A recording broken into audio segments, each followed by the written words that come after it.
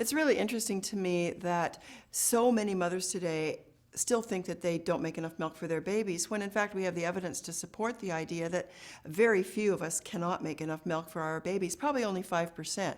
So why do mothers feel this way? What evidence shows is that the leading cause of breastfeeding failure is the belief that we don't have enough milk, and that's contributed to by not having the education that tells us not only how milk is made, but how to get milk started and how to maintain a good supply.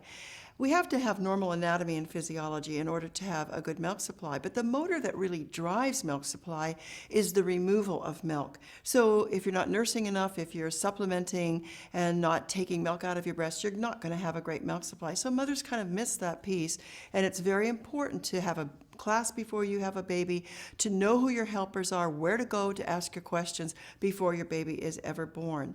But the second thing I think that's really contributing is that people in our culture do not know what babies are really like. And particularly the difference between a formula-fed baby and a breastfed baby. And there's information quite new that's really helpful, and that is that the variation on how often a baby will feed and how much they take at the breast is incredibly wide. Babies will vary their feeds once milk is well established from 5 or 6 times a day to 13 times a day. And what dictates that is how much storage capacity a particular mother has, how much stomach capacity a baby has, and how fast that little baby's stomach empties. And it can empty in as much as 40 minutes, 48 minutes, maybe 90 minutes, but as little as 40 minutes.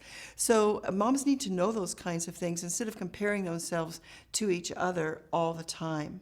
The third thing that I think is so important is so many moms think that breastfeeding is supposed to be easy and natural. And it really isn't. It's a learned skill for many people, and you need to know where your help is and access it until you get over the hump.